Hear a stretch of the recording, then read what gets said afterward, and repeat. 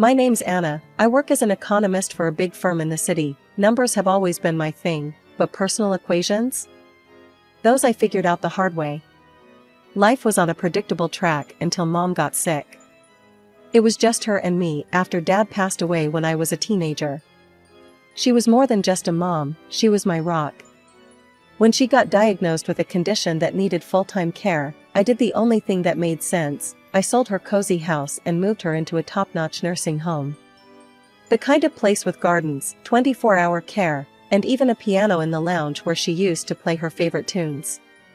It cost a fortune, but seeing her smile, playing those keys like she was young again, made every penny worth it.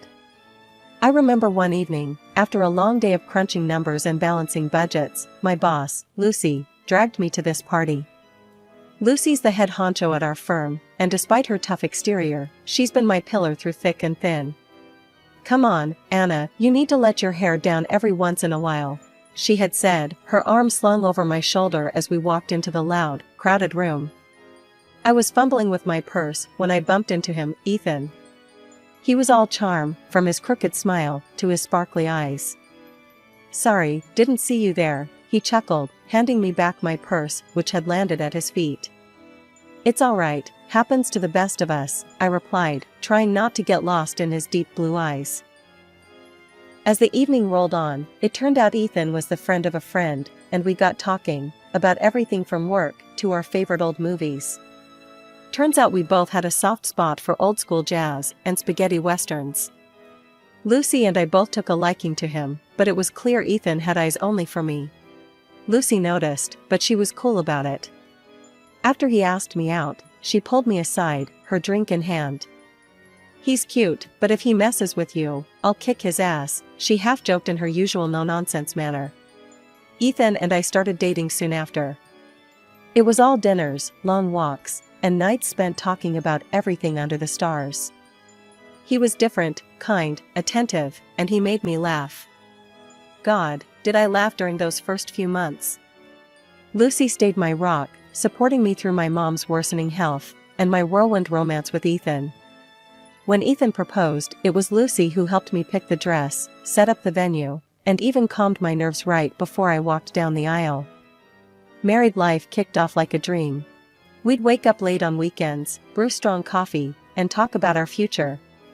And like any newlywed couple, we had our hearts set on finding the perfect nest, our own little corner in this big, bustling city.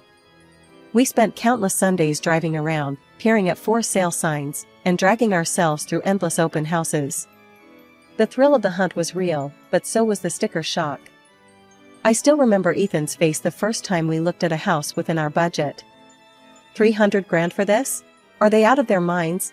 He blurted out as we toured a particularly cramped two-bedroom that looked more like a rundown shack than a cozy love nest. Maybe we're rushing into this. We could save up a bit more, give it another year or two. His words made sense, and honestly, the pressure to find a house right away was eating at me too. "Yeah, maybe you're right.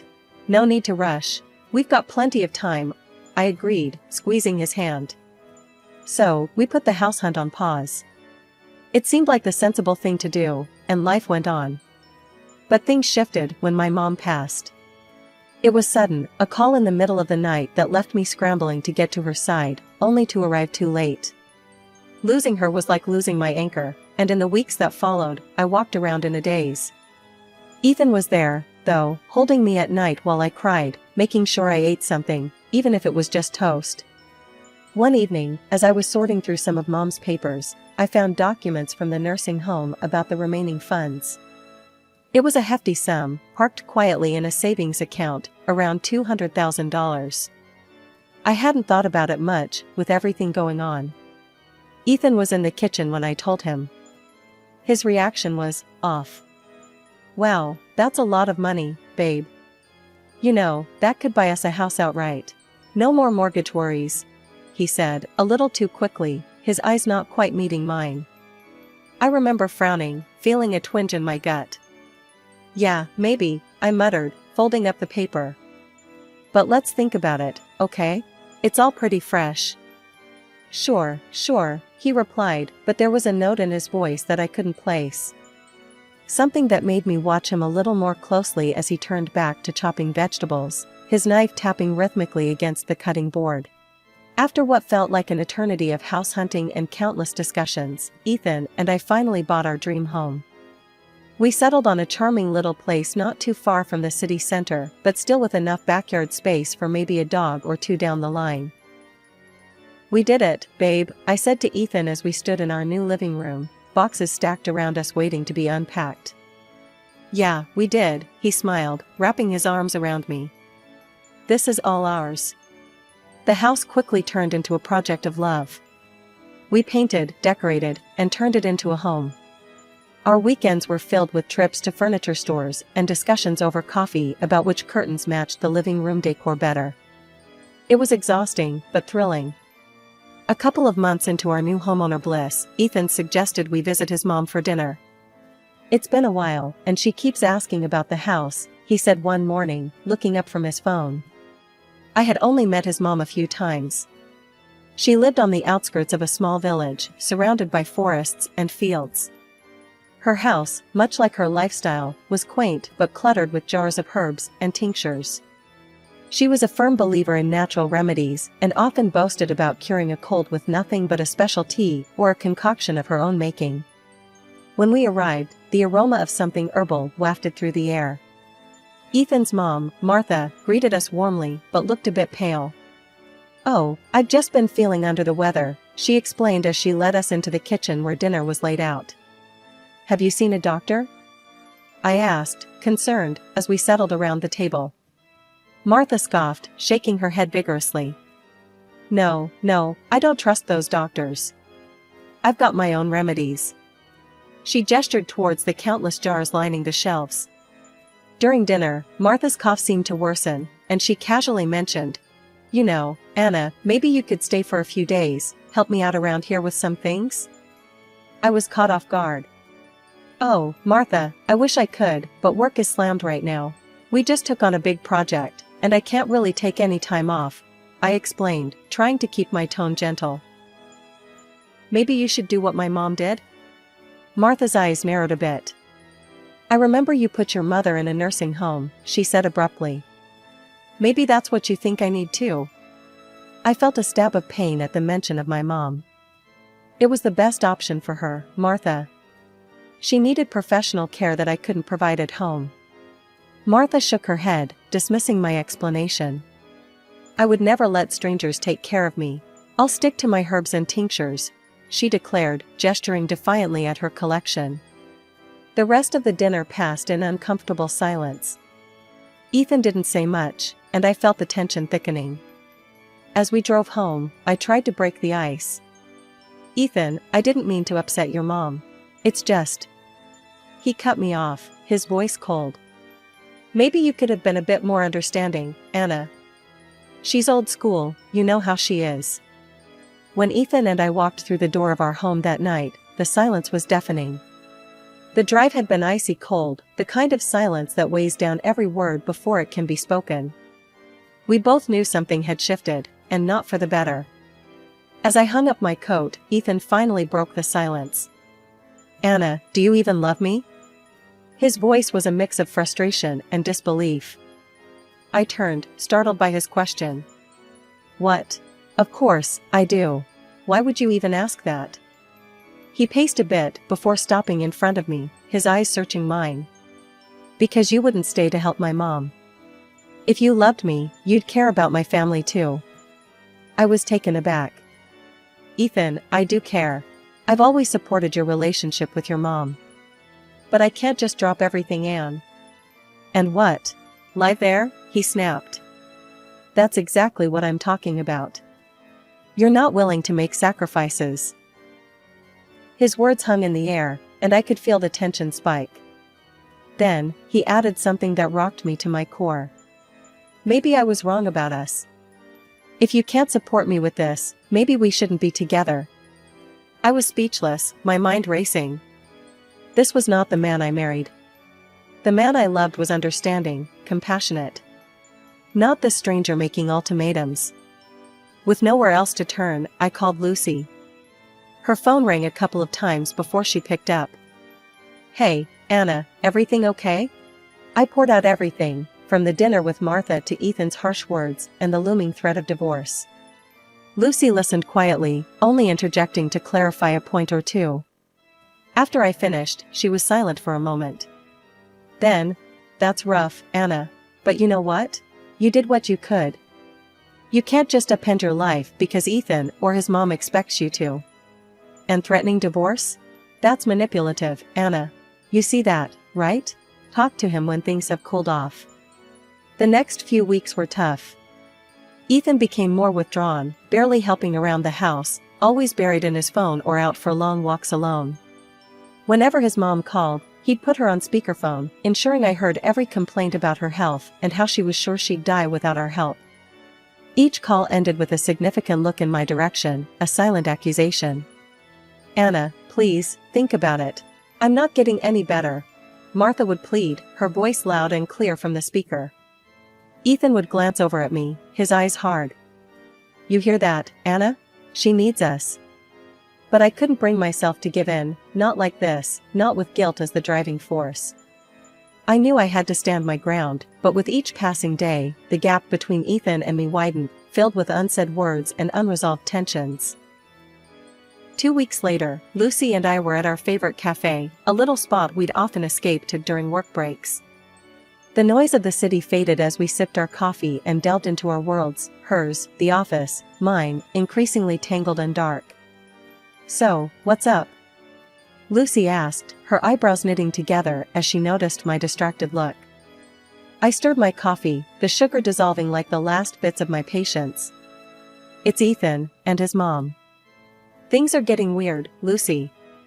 More than just the usual family drama." Lucy leaned in, her interest piqued. "Weird how? What's he doing?" "He's pushing really hard for me to move in with his mom, like, obsessively. And he's been weirdly secretive. Something's off," I said, feeling the weight of my words. Lucy's face hardened. "You think he's up to something? Anna, you might want to check this out properly. Maybe hire a private detective? See what he's really up to." 2 days later, I met with a detective, a gruff man with sharp eyes, named Mike. I explained everything, how Ethan's behavior had shifted, his sudden insistence on his mother's house. Mike listened, jotting down notes. "We'll see what we can dig up. It does sound like he's hiding something. Give me a couple of weeks." Those weeks were long. Each day, Ethan's coldness turned our home into a silent battleground. His calls with his mom were now daily serenades of guilt and manipulation, always on speaker. Then, the call I was waiting for came. "Anna, we need to talk." Mike's voice was grave, even over the phone. We met at the same cafe where I had confided in Lucy. Mike laid his findings out like a deck of cards, each one worse than the last. "Your husband's in deep trouble at work. He's on the verge of being fired because of some shady deals. And there's more, he's racked up a heap of debt, all under your radar." Mike started, his eyes never leaving mine. My heart sank. "Debts? How much are we talking about?" "Enough that he's desperate. He's taken out loans against his future earnings, maxed out credit cards, the works. But here's the kicker." Mike paused, sliding a recording device across the table. I stared at it, my hands trembling as I pressed play. Ethan's voice filled the cafe, mingled with his mother's croaky whispers. "Once Anna moves in here and I get her to transfer her assets, we can handle everything. Her money will cover it all." Ethan's voice was cold, calculated. I stopped the recording, nausea rolling in my stomach. Betrayal wasn't a strong enough word for this. Mike's next words were a blur as he advised me to get legal protection. "See a lawyer, lock down your accounts. Fast." The next day, I met with a lawyer, a no-nonsense woman named Janet, who specialized in family law. "We'll start by securing your accounts. Then, we'll discuss your options regarding your marriage." As I left her office, a plan forming, I felt a strange mix of relief and devastation. Relief that I was taking steps to protect myself, and devastation that the man I loved, the man I had married, was a stranger. It was a week of sleepless nights and distracted days at work. The phone rang, startling me from a report I'd been staring at for far too long. It was Lucy. Her voice was urgent. "Anna, can you come to my office? Now. We need to talk." A chill ran down my spine. "Sure, I'll be right there," I replied, my mind racing with possibilities. Lucy's tone had been serious, more than usual. I made my way to her office, my stomach tightening with every step. As soon as I walked in, Lucy shut the door and gestured for me to sit. She looked grave, her usual playful demeanor gone. "Anna, there's something you need to hear," she began, her voice low. "Ethan has been calling me. A lot. He's been making advances. He told me he made a mistake, that he should have chosen me, not you." My heart pounded painfully. "What? Lucy, what are you talking about?" She held up her hand, stopping my barrage of questions. "I recorded one of our conversations. You need to hear this yourself." She pulled out her phone, found a file, and pressed play. Ethan's voice filled the room, smooth and conniving. "Lucy, you know I've always liked you. If only I'd made the right choice back then. But it's not too late. We could fix that." My breath hitched as I listened, each word a dagger. But worse was yet to come. "I need a favor," Ethan continued on the recording. "Could you find a reason to let Anna go? Fire her. Once she's out of work, I can convince her to move in with my mom. Manage her finances, you know? Then there's nothing stopping us. Just think about it. Just us, together." I sat there, numb, as the recording ended. Lucy's face was a mask of fury and disgust. I played along, Anna. To see how far he'd go. He actually thought I was on his side, she explained, her voice thick with anger. Why would he want me to move in with his mom so badly? I managed to ask, my voice barely a whisper. Lucy shrugged, her lips pressed into a thin line. "I don't know, Anna, but it's clear he's planning something sinister. You've got to be careful. Find out what he's really up to." I nodded, my mind a whirlwind of hurt and confusion. "I will. I just need to think about how to handle this. Whatever you need, I'm here for you. We'll figure this out together," Lucy said, her hand reaching across the desk to squeeze mine. I left her office with a heavy heart. Ethan's betrayal was deeper and more twisted than I could have imagined. All this time, his plans, his deception, it was overwhelming. That evening, as I sat across from Ethan at dinner, watching him pretend like nothing was amiss, I felt like I was seeing him for the first time. After dinner, I retreated to our bedroom under the guise of needing an early night. Instead, I lay there, staring at the ceiling, plotting my next move. My thoughts kept circling back to one thing: why was it so important for Ethan to get me to his mother's house? What was the ultimate gain? Driving to Martha's house felt different this time. As we pulled up, she greeted us at the door, leaning heavily on her walking stick. Her pale face broke into a strained smile.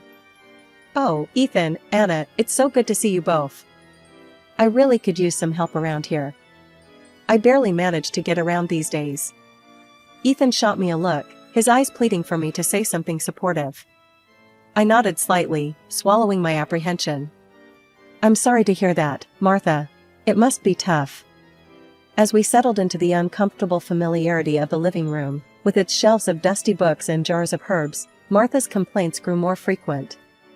She lamented her inability to even venture into her beloved garden. "Maybe a short walk might help? If you're up for it, I could help you to the garden," I suggested, watching her closely. "Oh, that would be lovely, dear," Martha beamed. "I just need to grab a sweater from the car. It's a bit chilly today," I said, excusing myself. Once outside, I quickly pulled out my phone, activated the dictaphone app, and slipped it into my pocket. My hands shook as I headed back, knowing that whatever was about to unfold would change everything. I helped Martha to her feet, and we slowly made our way to the garden. "I'll be right back, just going to the bathroom," I murmured to Ethan, detouring back inside. Instead of heading to the bathroom, I tucked myself away in a small alcove near the living room, out of sight but within earshot. Their voices were low but clear, and what I heard froze my blood. "Everything's almost ready, Mom," Just a bit longer and I'll bring Anna here for a visit, Ethan said, his tone disturbingly casual. Martha's response was a chilling giggle. I prepared everything, dear. Those special herbs I told you about? They'll do the trick. No one will suspect a thing once she starts drinking them. Ethan laughed, a sound that twisted my stomach. And then it's just us. We can finally use her money to clear my debts and more. Martha's voice was greedy as she replied, yes, yes, and you'll inherit everything after she's gone. Just make sure she stays here long enough. I waited, my heart pounding, until their voices faded, discussing mundane plans about the garden. Stepping quietly from my hiding spot, I rejoined them outside as if nothing had happened. Shall we go back inside? It looks like it might rain, I said, my voice steady despite the turmoil inside. The ride home was a silent nightmare. As soon as we reached home, I mumbled an excuse about feeling unwell and needing to rest. Alone in the safety of our bedroom, I replayed the recording, each word confirming the horrifying truth. The next evening, I walked through the door of our house, my emotions a whirlwind of staged anger and hidden fear. Ethan was in the living room, idly flipping through a magazine. Slamming my bag onto the sofa, I let out a controlled breath to simulate distress. Can you believe it, Ethan? Lucy just fired me. No warning, nothing, just out of the blue. Ethan's head snapped up, his eyes widening, not with concern, but an unmistakable glint of satisfaction. Fired?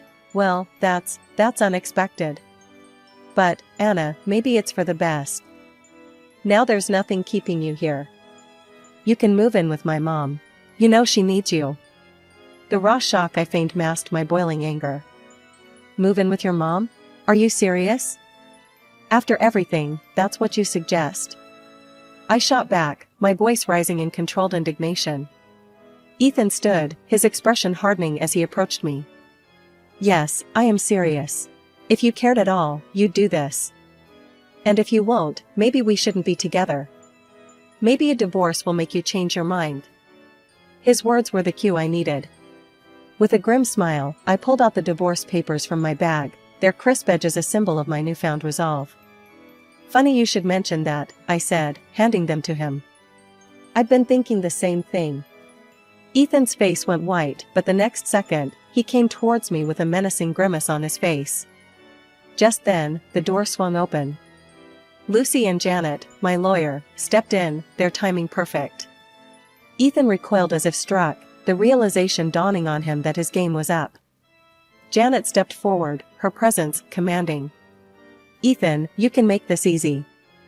Sign the papers, give up claims on the house and your joint savings, walk away, and we won't press charges for what you and your mother planned.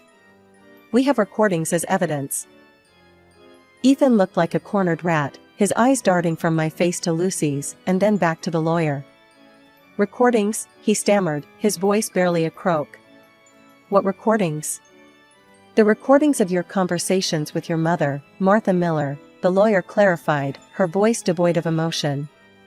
Conversations that clearly outline your plan to poison Mrs. Anna Miller and inherit her assets.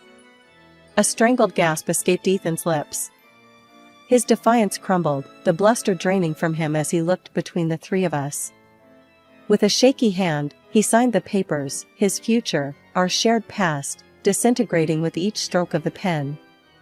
Good choice, Janet said, her voice cool as she collected the documents. You'll find it's much easier this way. Lucy approached me, her hand on my shoulder. You okay?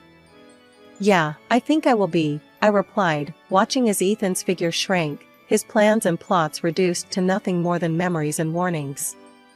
In the weeks that followed, Ethan's world unraveled further. Fired from his job due to the shady dealings, burdened by debts, he was forced to sell his mother's house just to stay afloat.